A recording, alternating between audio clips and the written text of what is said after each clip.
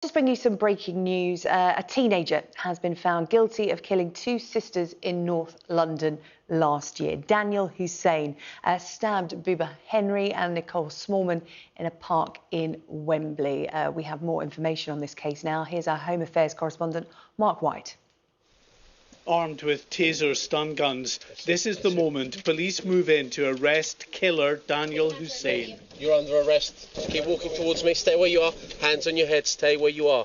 He looks remarkably unfazed, but just weeks earlier, this teenager had murdered two sisters in a frenzied knife attack, part of a bizarre deal with the devil. This is one of the last images of Hussein's victims, Bibaa Henry and Nicole Smallman, a selfie taken by them minutes before they were murdered. The sisters had been among a group of friends on the 5th of June last year, celebrating Bibba's birthday and the partial lifting of the first COVID lockdown. They'd chosen the sprawling Friant Country Park in northwest London to let their hair down. As their friends drifted off home, Nicole and Bibba stayed on late into the night, dancing with fairy lights as darkness descended, oblivious to the fact their killer was also in the park looking for victims. Everything you find out about Nicole and Bibba, a wonderful family, great friends, these two are the life and soul of everything. They loved life, they loved each other deeply, they loved their families, and to have their lives ended in such a dramatic and terrible way doesn't really bear thinking about. In police custody, Hussein still had injuries to his right hand, deep cuts he sustained while stabbing Bibba and Nicole. Do you have any injuries? Yeah. Just the wrists from the cuffs? No. Oh. Detectives pieced together his movements on the night of the murders.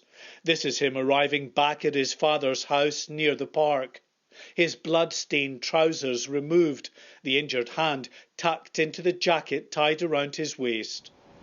The blood from that injury was found all around the crime scene. This is him in a supermarket in the days before the murders, buying the block of knives he'd go on to use in the attack.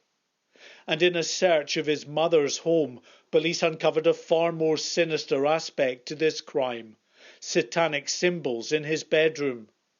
And nearby, a handwritten letter.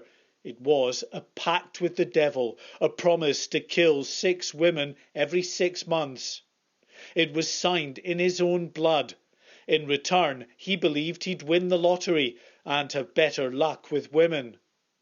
Search teams even found receipts for lottery tickets purchased in the days after the murders. It's not known why the sisters were targeted.